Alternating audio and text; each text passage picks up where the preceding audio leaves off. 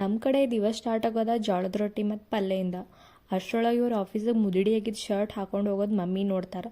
ಆಮೇಲೆ ನನಗಂತಾರೆ, ಶರ್ಟ್ ಇಸ್ತ್ರಿ ಮಾಡ್ಕೊಡವ ಹಂಗೆ ಹೊಂಟಾನ ನೋಡ ಅಂತ. ಈಗ ಮಮ್ಮಿ ಹೇಳಿದ್ರೆ ಅದನ್ನು ನಾನು ಮಾಡಿಲ್ಲ ಅಂದ್ರೆ ಹೆಂಗೆ, ಪಟ ಎಲ್ಲ ಶರ್ಟ್ಗಳನ್ನು ಇಸ್ತ್ರಿ ಮಾಡಿ ರೆಡಿ ಮಾಡಿ ಇಟ್ಬಿಟ್ಟು ಇಂಥ ಶೆಕೆಯೊಳಗೆ ಇಸ್ತ್ರಿ ಮಾಡೋದಂದ್ರೆ ಕೆಟ್ಟ ಬೇಸರ ಆಗಾಕತ್ತಿತ್ರಪ್ಪ. 6 दिवस झालं स्किन केअर केले नाही म्हणून बीटरूटच्या रसामध्ये बेसन आणि रोज वॉटर छानसं मिक्स करून अप्लाय करून घेतले. थोड्या दिवसांपूर्वी आम्ही फिरायला गेलो होतो तेव्हा खूप टॅन झाले होते.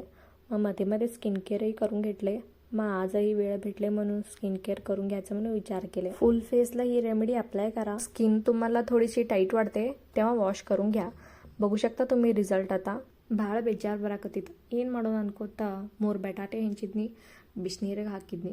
ಕುದಿ ಬಂದಮೇಲೆ ಅದನ್ನು ಸೈಡಿಗೆ ಹಾಕ್ಕೊಂಡು ಸ್ವಲ್ಪ ಎಣ್ಣೆ ಹಾಕಿ ಬೇಸಿಕ್ ಮಸಾಲೆ ಎಲ್ಲ ಹಾಕಿದ್ನಿ. ಅದನ್ನು ಸ್ವಲ್ಪ ಚೆನ್ನಾಗಿ ಫ್ರೈ ಮಾಡ್ಕೊಂಡ್ಬಿಟ್ನಿ. ಫ್ರೈ ಮಾಡ್ಕೊಂಡಾದ್ಮೇಲೆ ಅವು ಎಷ್ಟು ಬ್ರೌನ್ ಮಸ್ತ್ ಕಾಣತ್ತಿದ್ವು ಅಂದರೆ ತಿನ್ನೋಕ್ಕೂ ಅಷ್ಟು ಭಾರಿ ಇದ್ದು.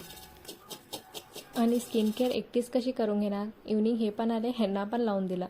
चला मग उद्या भेटूया. बाय.